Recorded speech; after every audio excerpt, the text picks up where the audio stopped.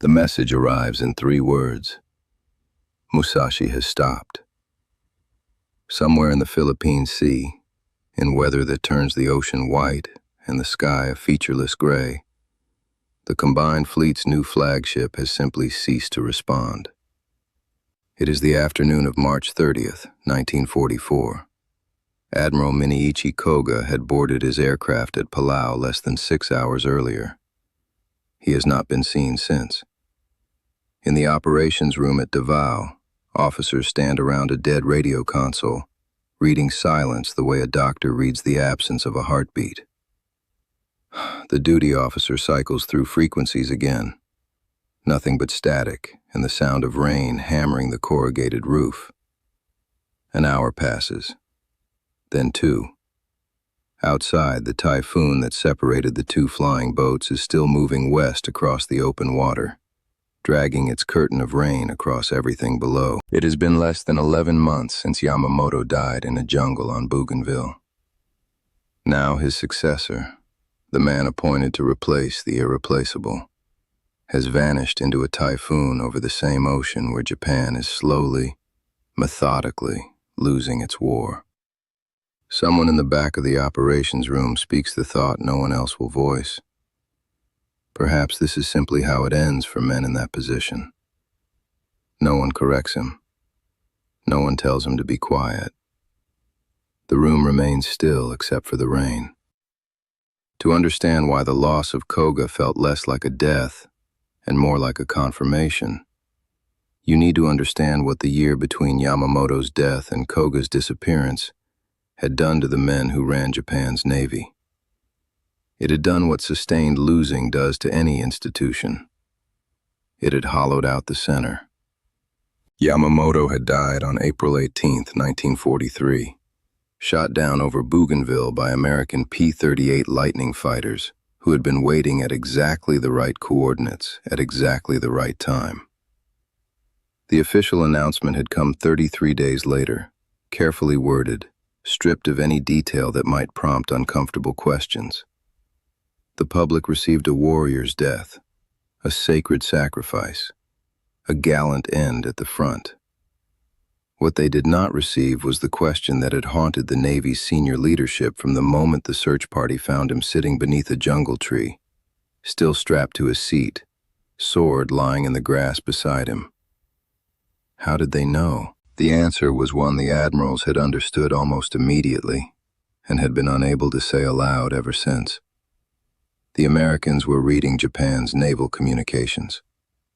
The primary cipher system, JN-25, the code that carried every operational order, every movement schedule, every strategic directive, had been broken. Not recently, not just for this, possibly for months, possibly longer. Every signal sent, every position reported, every plan encoded and transmitted across the Pacific had been passing through American hands before it reached its intended recipients. This was the knowledge that Koga inherited when he took command of the combined fleet on April 21, 1943, 3 days after Yamamoto's death. He had received it in the form of a carefully worded briefing that never used the word compromise. The briefing spoke instead of enhanced communication security procedures and additional verification measures. It recommended shorter transmissions and more irregular scheduling. What it could not recommend, because the operational consequences would have been catastrophic, was the one thing that would actually solve the problem. Stop transmitting. Naval warfare runs on communication. Ships need to know where to rendezvous. Air groups need coordinates. Submarines need patrol zones. Supply convoys need escort positions. All of it requires radio. All of it requires the transmission of information that, if the Americans were reading every frequency, was traveling directly to the enemy as fast as it was traveling to the intended recipient. There was no solution to this that did not also paralyze the fleet. So Koga did what men in impossible situations usually do. He adapted. He transmitted less. He moved less predictably. He avoided concentrating forces in ways that would make them obvious targets. He held his first major staff meeting aboard the battleship Musashi on April 30th and told his assembled officers something that sent a chill through the room, even though every man present already knew it. "We must operate on the assumption that the enemy is reading our communications." He said it plainly, without qualification, without diplomatic language. The silence that followed was itself a kind of answer. No one challenged him. No one asked for evidence. No one required proof. The ambush over Bougainville had been proof enough. The Americans had waited at exactly the right place at exactly the right time for a routine inspection flight that had been scheduled down to the minute. Coincidence required a kind of faith none of them still possessed. What Koga's announcement did, more than any specific tactical change, was name the fear that had been living in the operations room since April. Once it was named, it could not be contained. The invisible enemy, the one that existed in radio waves and cipher machines rather than ships and aircraft, became as real and as threatening as any carrier task force. More so, perhaps, because you could sink a carrier. You could not sink a broken code. The first 6 months of Koga's command were a masterclass in managed deterioration. The Navy could not advance without risking precise ambushes. It could not retreat without abandoning positions that had been purchased with enormous cost. It could not communicate freely without providing the enemy a running commentary on its intentions. Koga threaded this needle with considerable skill. But threading a needle does not change its size. The space within which Japan's Navy could operate was shrinking, and no amount of tactical ingenuity was going to reverse the underlying mathematics. Those mathematics were brutal. By mid-1943, American shipyards were producing vessels at a rate that Japanese planners had dismissed before the war as impossible. New carriers were joining the Pacific Fleet at intervals measured in months rather than years. New aircraft were arriving in numbers that overwhelmed Japan's replacement capacity. New pilots were completing training while Japan's veteran aviators, the ones who had flown at Pearl Harbor and Coral Sea and Midway, were dying in ones and twos in engagements that were slowly bleeding the fleet's irreplaceable expertise dry. Yamamoto had predicted all of this. He had said it before the war began, had said it clearly and repeatedly to people who chose not to hear him. He had talked about American industrial capacity, about steel production, about the difference between a nation that could absorb catastrophic losses and rebuild, and a nation that could not. He had been ignored. Now he was ashes in a white box that had traveled home aboard the Musashi in sealed silence. And his predictions were proving accurate with a regularity that bordered on the clinical. The officers who had ignored him were still alive. They were running the war he had warned them not to start. They knew what he had said. They knew they had been wrong. They were not permitted to say so. In closed rooms, in whispered conversations, in private correspondence carefully worded to avoid censorship, some of them said it anyway. Vice Admiral Takejiro Onishi, who had worked with Yamamoto and would later become the architect of the kamikaze program, told a colleague in late 1943 that Yamamoto's death had removed the only figure capable of balancing aggression with calculation. Without that balance, Onishi said, the Navy was drifting toward tactics that would accelerate its own destruction. He meant it as a warning. Within 2 years, he would be implementing those very tactics himself, sending young men to die in aircraft converted to weapons, having concluded that there was no other way. Nagano, the chief of the Naval General Staff, who had briefed the senior admirals in the gray dawn following Yamamoto's death, continued fighting his own internal war against the truth his intelligence officers kept presenting him. Reports came in about American carrier movements that seemed to anticipate Japanese deployments. Reports about submarine attacks on convoys that had been routed through channels chosen specifically to avoid them. Reports about air interceptions that arrived at exactly the wrong moment for the Japanese aircraft involved, and exactly the right moment for the Americans doing the intercepting. Each report added another piece to a picture that was already complete. The code was broken. The communications were transparent. Every plan was a gift to the enemy. Nagano received a memorandum from a captain in the communications division proposing an immediate overhaul of all cipher systems and a suspension of detailed operational transmissions until new codes could be implemented and distributed fleet-wide. The proposal was filed without action. The operational chaos such an overhaul would create was judged more immediately dangerous than the ongoing compromise. They chose the known danger over the unknown disruption. This was the institutional logic of men trapped in a burning building who decide that the safest course of action is to avoid moving quickly because movement carries risk. It was rational in the way that very wrong decisions can be rational when the alternatives are all painful. It was also a death sentence written in administrative language and filed in a drawer. While Nagano managed the fleet's strategic paralysis, Ugaki continued writing in his diary from his hospital bed at Rabaul, and then from his reassignment to Koga's staff, and then from his subsequent commands. The diary was a violation of standing orders. He maintained it anyway, and in doing so created the most honest record of what Japan's senior naval officers actually believed during the war's middle years. His entries from the summer and autumn of 1943 were the entries of a man who had survived something he had not deserved to survive, and could not stop reviewing the sequence of decisions that had led to it. He had advocated for the inspection tour.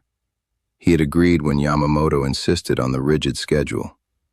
He had been moved to the second plane by a last-minute adjustment over passenger weight, and had survived when the first plane was shot down in flames. These facts arranged themselves in his mind in ways that would not stop arranging themselves. June 14th, he wrote, "Fleet operations continue to assume communication security that no longer exists.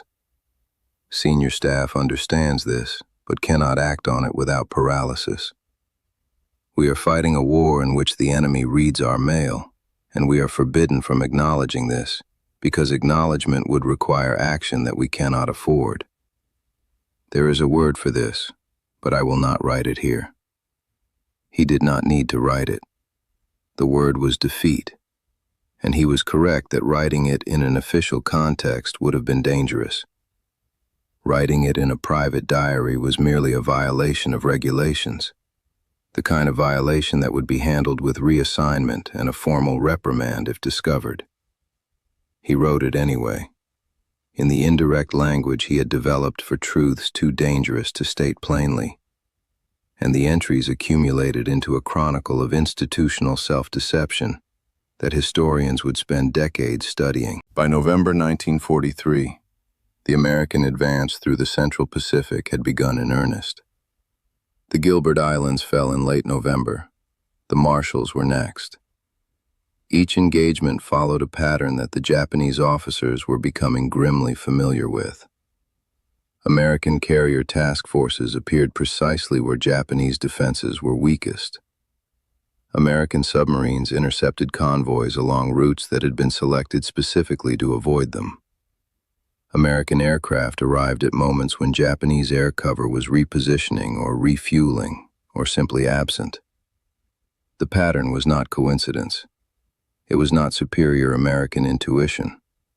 It was the product of intelligence that knew where Japan's forces were going before Japan's forces had finished going there. At Truk, at Rabaul, in the fleet operations rooms where admirals reviewed the daily intelligence summaries and the daily casualty reports, this pattern was visible to anyone willing to look. Some looked. Most looked away. Koga looked. It was perhaps the defining characteristic of his command. He saw clearly, articulated what he saw with unusual directness, and then found himself unable to do anything about what he had articulated. He understood that communications were compromised and could not change the communications without paralyzing operations. He understood that Japan was losing the industrial war and could not change Japan's industrial capacity. He understood that the strategic initiative had passed to the Americans and could not reclaim it through the defensive posture that compromised communications had forced upon him. He was, as he had told his chief of staff in their first private conversation, presiding over something he could not stop. The question was not whether the fleet would be defeated. The question was whether anything could be salvaged from the defeat, whether Japan could reach some negotiated position before the losses became catastrophic. He had no authority to pursue that question. Negotiation was not a naval matter. The Navy's job was to fight, even when fighting meant feeding ships and men into engagements that produced nothing except another line of numbers on a casualty report. The Japanese culture of his service made it almost impossible to articulate the thing that needed to be articulated. You could not tell a room full of officers who had dedicated their lives to the Emperor's service that the war was lost, that it had probably been lost before it began, that the strategic vision behind it had been flawed from conception. You could not say these things without implying that the sacrifice of everyone who had already died had been wasted. And you could not imply that without challenging something so fundamental to the institution's identity that the institution might fracture entirely. So you said other things. You said that the situation required patience. You said that the Americans would tire of their losses eventually. You said that a decisive engagement, properly conceived and properly executed, could still shift the balance. You said the things that needed to be said to keep men fighting, knowing that the men you were keeping fighting were being sent into engagements the enemy was prepared for, against forces the enemy had positioned using intelligence your own communications had provided. This was the weight that Koga carried. It showed in ways his staff could see, even when they did not comment on it. He was thinner than he had been at his appointment. He slept badly. In meetings, he had a habit of pausing in the middle of sentences, as if he had momentarily lost the thread of the thought he was expressing, or as if the thought he was expressing was not the thought he wanted to express. In early March of 1944, American carrier aircraft struck Truk, Japan's principal Pacific base, in a raid that destroyed 200 aircraft and 30 ships in 2 days. The raid's timing and targeting were characteristically precise. The task force appeared before defensive preparations could be completed, hit the fuel storage facilities and the airstrips with a sequence that maximized damage to both, and withdrew before adequate air response could be organized. It was, in miniature, the same pattern that had produced Bougainville, that had been producing these precisely timed disasters since at least the spring of the previous year.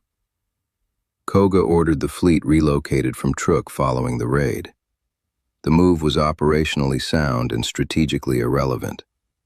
The fleet would be located somewhere else.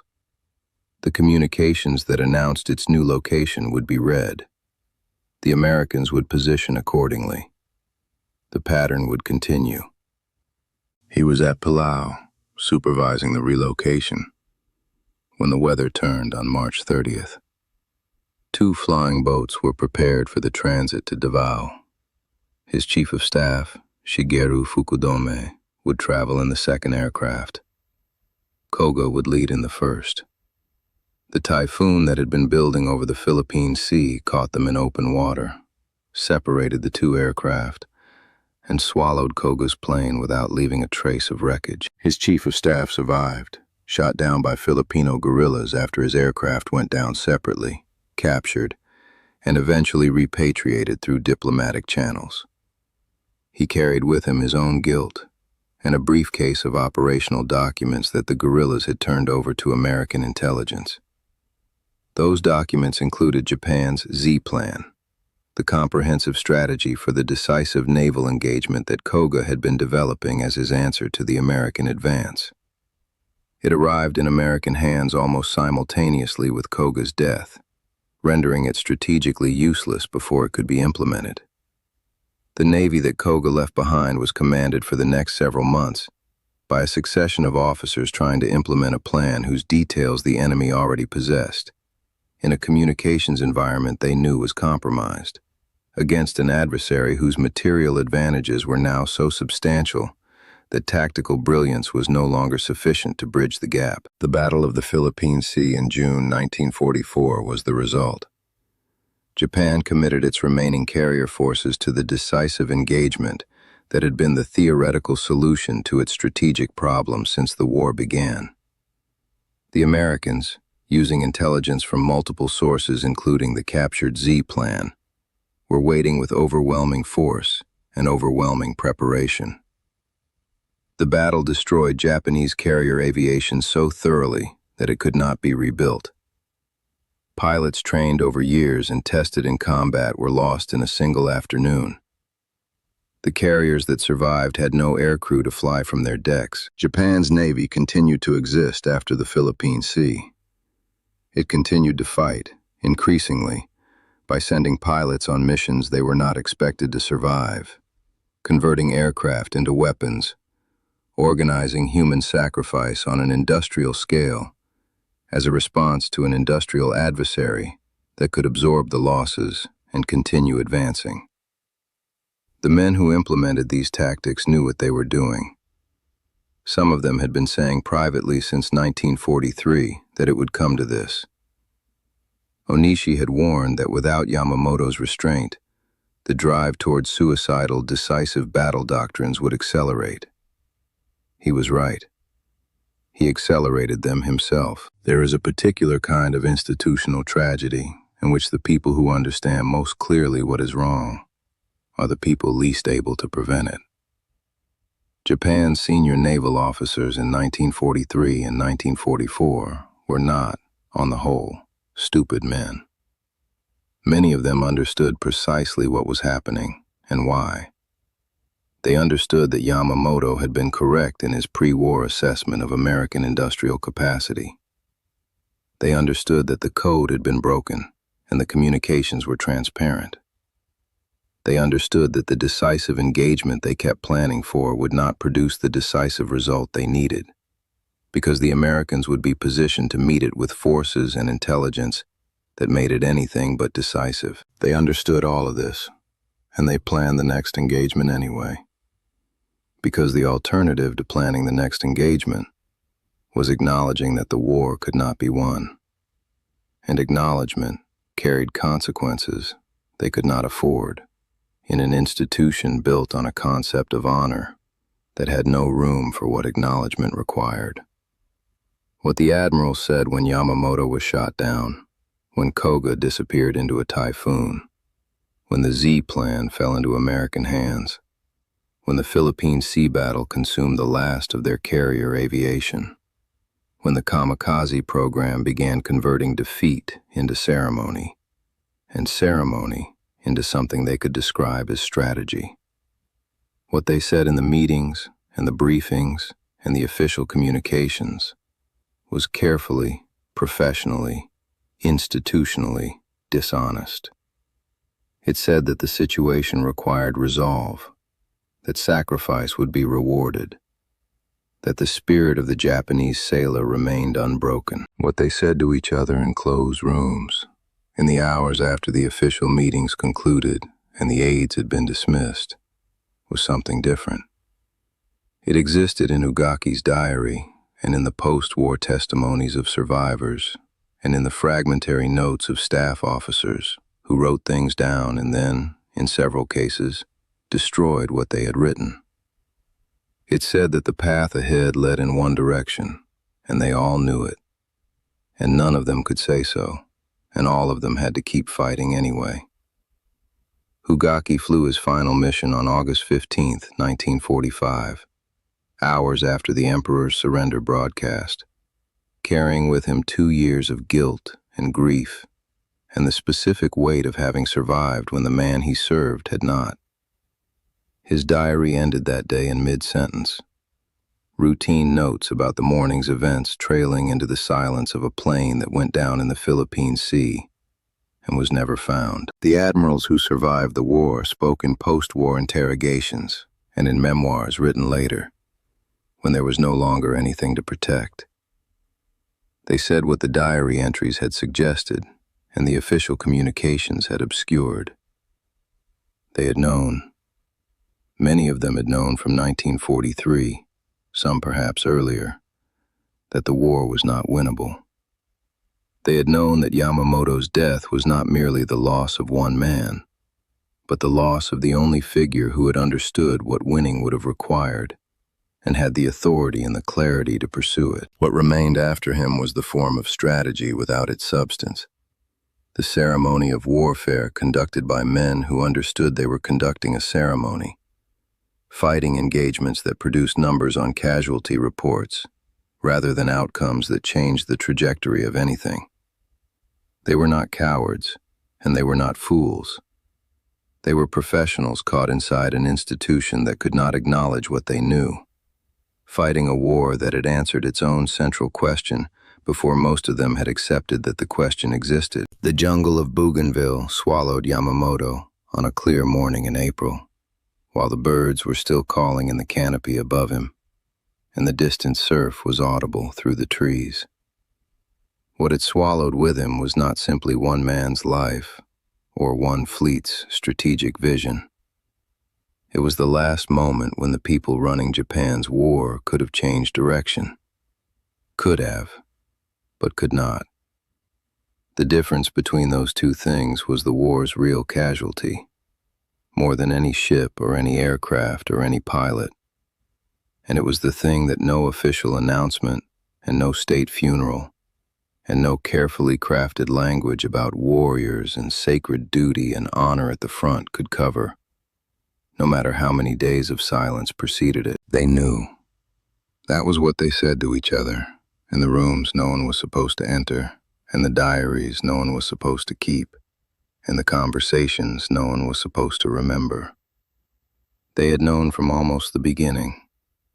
The knowing had not saved anything, and that, in the end, was the most honest thing any of them ever said about the war. The warning that continuing the war would lead to the ultimate collapse and obliteration of the Japanese nation.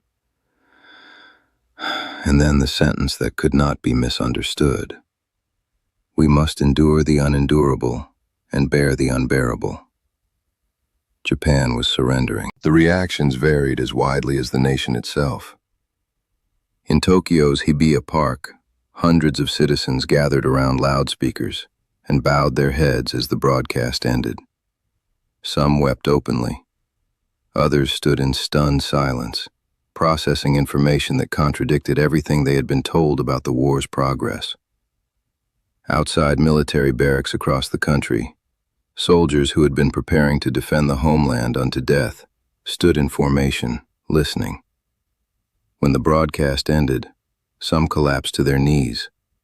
Others wept silently, tears running down faces trained to show no emotion. A few young officers committed suicide within hours, unable to accept what they had heard. In Hiroshima and Nagasaki, survivors huddled in makeshift shelters barely registered the broadcast's significance. They were already living in the aftermath of surrender, scorched earth, radiation sickness, the dead outnumbering the living. The Emperor's words changed nothing for them. Their war had ended on August 6th and 9th. The broadcast lasted 4.5 minutes. By 5 minutes past noon, it was over.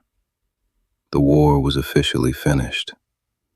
But the weight of it, 4 years of sacrifice, millions dead, cities destroyed, an empire lost, assumptions shattered, futures canceled. That weight would never lift.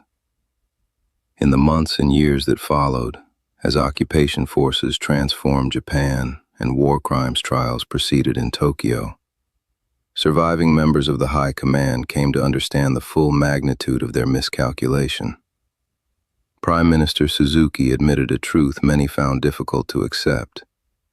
The atomic bomb provided an additional reason for surrender, he said, as well as an extremely favorable opportunity to commence peace talks.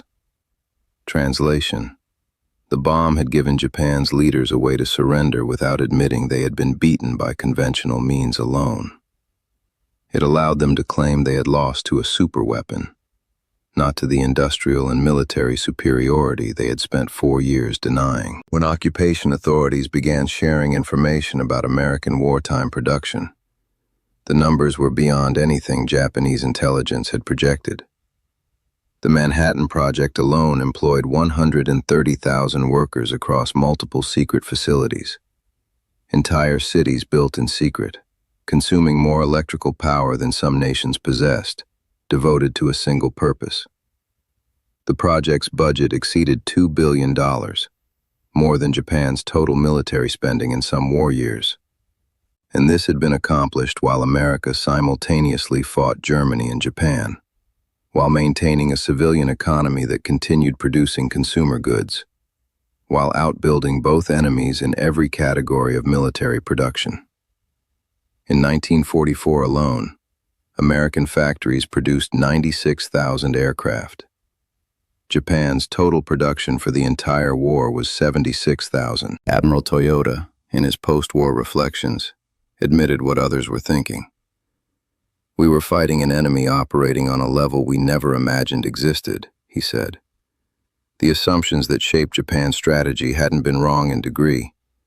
They had been wrong in kind.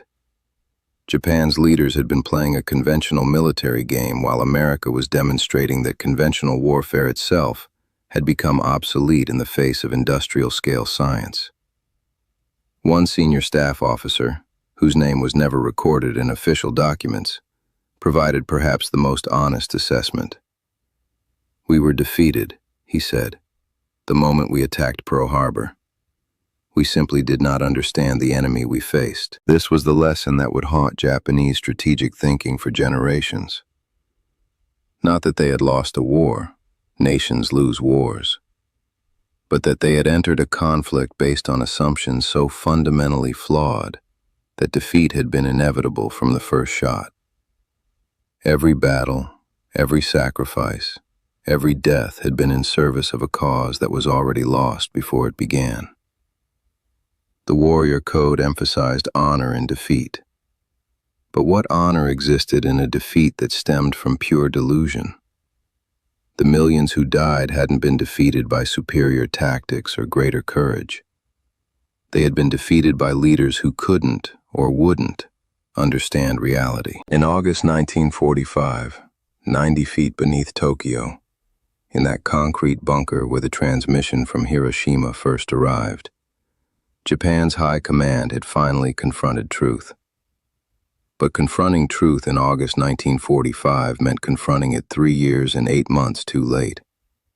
3 years and 8 months during which millions died, cities burned, and a nation was systematically destroyed, all in service of assumptions that crumbled the moment they contacted reality. The war ended on August 15, 1945. But the reckoning with how thoroughly they had misunderstood their enemy, that understanding would shape Japan's future long after the last bomb fell and the final surrender document was signed.